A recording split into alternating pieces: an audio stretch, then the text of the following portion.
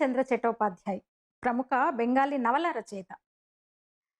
ఆయన చాలా కవితలు రాశారు, నవలలు రాశారు. ఒకరోజు ఆయన కాంతల్పాట వెళ్తున్నారు. కోల్కతా నుంచి రైలు ప్రయాణం చేస్తున్నారు. ఆ సమయంలో ఆయన కిటికీలోంచి బయటికి చూస్తూ ఉంటే ఒక అద్భుతం ఆవిష్కృతమైందనమాట. అందులో భరతమాత సాక్షాత్కరించింది ఆయనకి. అనుకోకుండానే అప్రయత్నంగా ఆయన నోటి నుంచి వందే మాతరం అనేది ఇంక బయటకొచ్చేసింది. పంచాక్షరి, జాతీయ పంచాక్షరి.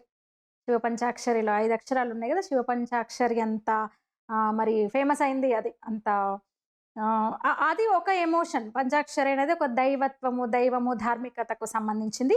ఇది పూర్తిగా ఒక దేశభక్తి ప్రేరేపిత మంత్రం పంచాక్షరి అయిపోయిందనమాట తర్వాతి కాలంలో. అట్లా వందే మాతరం తెలుసు గదా! బెంగాలీలో వాని బాగా పలుకుతారు. అట్లా ఆయన నోటంట వందే మాతరం అనొచ్చింది. అలా ఇంకా అప్రయత్నంగా ఆయన ఒక పాట గూడా రాశారు. అయితే దానికి ప్రేరణ ఏందంటే, ఒకరోజు ఆయన ఇట్లాగే తిరుగుతా ఉంటే స్వతంత్ర సమరయోధుడైన ఒక పడవ నడిపేవాడు ఈ పాట పాడాడు. అంటే ఒక జానపద గీతం అన్నమాట. జానపద గీతమే ఈ వందే మాతరానికి ప్రేరణ. బెంగాలీ జానపద గీతం. ఆయనొకసారి ఒక పడవ నడిపేవాడు పాడుతున్నాడు. అంటే ఏనోక అమితే ఖోలే చార్ఖే ఖోల్చి, ఇంకా ఈ గీతాన్ని ఆయన ఒక పడవ నడిపేవాడు పాడుతున్నాడు. అదే ఈయనకి ప్రేరణ అన్నమాట. అదే సమయంలో కొన్ని రోజులకు ఆయన రైలు ప్రయాణం చేస్తుంటే, ఇంకా బయట ఉన్న ఆ పచ్చికలు, ఆ వాతావరణము, కొండలు, కోనలు, సస్యశ్యామలం, కాస్త చీకటి పడగానే పున్నమి వెన్నెల, ఇవన్నీ చూసి అప్రయత్నంగా ఇంకా వందే మాతరం అని రావడము, దాన్ని ఇంకా తర్వాత పూర్తి చేశారాయన. కిటికీలోంచి చూస్తుంటే నదులు, సెలయేళ్ళు, కొండలు, పచ్చని పొలాలు.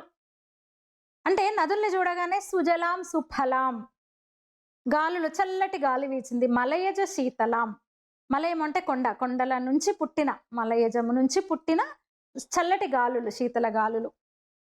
సస్యశ్యామలం, పచ్చని పంట పొలాలు చూస్తూ సస్యశ్యామలం, పులకితయామి శుభ్రజ్యోత్స్న పులకితయామిని, వెన్నెల్లో పులకిస్తున్న రాతిరి అని. అట్లా ఆయనకి ఇంకా వందే మాతరాన్ని ఒక భరతమాతను ఆయన గుర్తు తెచ్చుకుంటూ భరత నేల మీదున్న వీటన్నింటిని ఆయన వర్ణిస్తూ ఒక భరతమాతలాగా ఒక గీతం రాశారనమాట. వందే మాతరం సుజలాం సుఫలాం మలయజ శీతలాం సస్యశ్యామలాం మాతరం వందే మాతరం శుభ్రజ్యోత్స్న పులకితయామినీం పుల్ల కుసుమిత ధృమదల శోభినీం సుహాసినీం సుమధుర భాషినీం సుఖదాం వరదాం మాతరం వందే మాతరం. అట్లా చల్లటి గాలులు, సెలయేళ్ళు, నదీ నదాలు, సస్యశ్యామలం, పచ్చని పంట పొలాలు, చక్కటి చల్లని పున్నమి రాత్రి, ఫలాలు, పండ్లు, ఇవన్నీ మాకు ప్రసాదించిన అమ్మా తల్లి భరతమాత నీకు వందనము అని. వందే మాతరం, తల్లి నీకు వందనము. తర్వాత ఆయన దీన్ని ఈ గీతాన్ని ఇది రాసిన తర్వాత ఆనందమఠ అనే ఒక నవల రాశాడు. అందులో పొందుపరిచాడు అనమాట దాన్ని.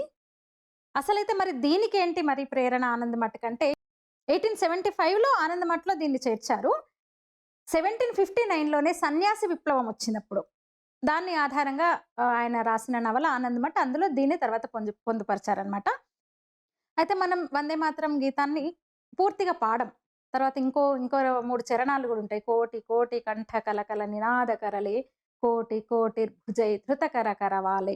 అంటే కోటి కోటి కరవాలాలు ధరించి యుద్ధం చేసే సైన్యం తయారు కావాలి. అంటే అందుకే అదొక దేశభక్తి ప్రేరేపిత గీతమైందనమాట. కోట్లాది మందిని తట్టి లేపింది స్వతంత్ర సంగ్రామంలో. ఈ గీతం విని, ఈ నినాదం, ఈ పంచాక్షరి, జాతీయ పంచాక్షరి విని కోట్లాది మంది స్వాతంత్ర్యేచ్ఛతో రగులుతూ రోడ్డెక్కారు. స్వాతంత్రాన్ని సిద్ధించి పెట్టిన ఒక నినాదం అది, జాతీయ పంచాక్షరి అది. అయితే నేను చదివిన శిశుమందిర్ లాంటి స్కూల్స్‌లో మేము పూర్తిగా నేర్చుకున్నాం. మాకు వందే మాతరం మాకు పూర్తిగా నేర్పించారు. మేము పూర్తిగా పాడతామనమాట. మా కార్యక్రమాల్లో ఇప్పటికీ పూర్తిగా పాడతాం. అయితే కొందరు అభ్యంతరం వ్యక్తం చేశారు. మరి సెక్యులర్ కంట్రీ గదా! లక్ష్మి, సరస్వతి, దుర్గా అంటే భరతమాతను ఈ ముగ్గురు అమ్మలతో రూపాలతో ఆయన పోల్చారు గదా! భరతమాతకు నమస్కరిస్తూ. అది కొందరికి అభ్యంతరమైంది. సెక్యులర్ కంట్రీ అయిపోయి అందుకని మనం కొంచెమే వాడతాం. వందే మాతరం సుజలాం సుఫలాం మలయజ శీతలాం సస్యశ్యామలాం మాతరం శుభ్రజ్యోత్స్న పులకితయామినీం పుల్ల కుసుమిత ధృమదల శోభినీం సుహాసినీం సుమధుర భాషినీం. చక్కగా నవ్వేది, అందంగా మాట్లాడేది. సుఖదాం వరదాం మాతరం. ఇట్లా కోటి కోటి కంఠ కలకల నినాద కరలే కోటి కోటిర్భుజై ధృతకర కరవాలే అబలాకెను మాం యతుబలే బహుబలధారిణీం నమామి తారిణీం రిపుదలవారిణీం మాతరం తుమి విద్యా తుమి ధర్మ తుమి హృదయ తుమి మర్మ త్వం హి ప్రాణాః శరీరే బహుతే తుమి మా శక్తి హృదయే తుమి మా భక్తి తొమరై ప్రతిమా గడి మందిరే మందిరే. ఇందాక చెప్పిన కదా కోటి కోటి కరవాలాలు, కోటి సైన్యాన్ని అంటే ఉత్తేజితపరిచేది. నీవే ధర్మం, నీవే హృదయం, మా ప్రాణంలో మా శరీరంలో ఉన్న ప్రాణం నువ్వే, నువ్వే మా శక్తి, నువ్వే మా భక్తి. తొమరై ప్రతిమాగడి మందిరే మందిరే మాతరం వందే మాతరం అంటే మా గుండె గుడిలో నీకు మందిరం కడతాము. భరతమాత మా గుండె గుడిలో కొలువైన దేవతవు నువ్వు.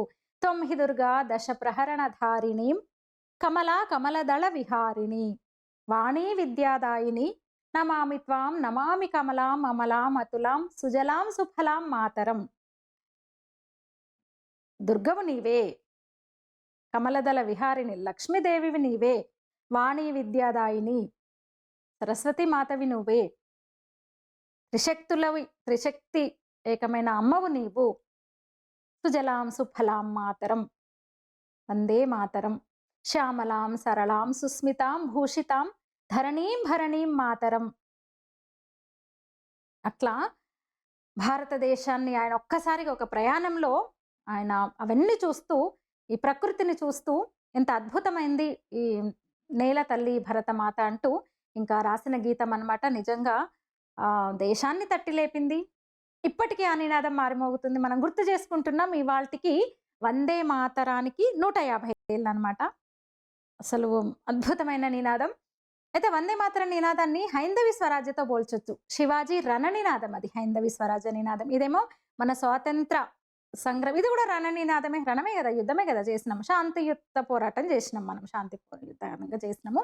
అది హైందవి స్వరాజ్య నినాదము, రణ నినాదం అది శివాజీది. అంటే దశాబ్దాల పాటు కూడా వాటి ప్రభావం కనిపించింది. హైందవి స్వరాజ్య నినాదం కూడా శివాజీ వంశపారంపర్యంగా రాజైన వాడు కాదు, తండ్రి రాజ్యం నుంచి రాజైన వాడు కాదు, ఆయన స్వయంగా రాజ్యాన్ని తయారు చేసుకున్నాడు. అట్లా హైందవి స్వరాజ్య నినాదంతో ఈ దేశం మొత్తాన్ని ఒక ఏకచిత్రం కిందికి తీసుకురావాలని చేసిన ప్రతి యుద్ధాన్ని గెలుస్తూ ముందుకు సాగిన వాడు ఛత్రపతి. అట్లా ఆయన తయారు చేసిన అది కూడా ఆ శివ సైన్యం కొన్ని శతాబ్దాల పాటు ఆ నినాదము ఎంత ప్రభావం చూపింది, అంత ప్రభావం చూపింది. ఇప్పుడు 155 ఏళ్ళైనా వందే మాత్రం ఇట్లానే కదా.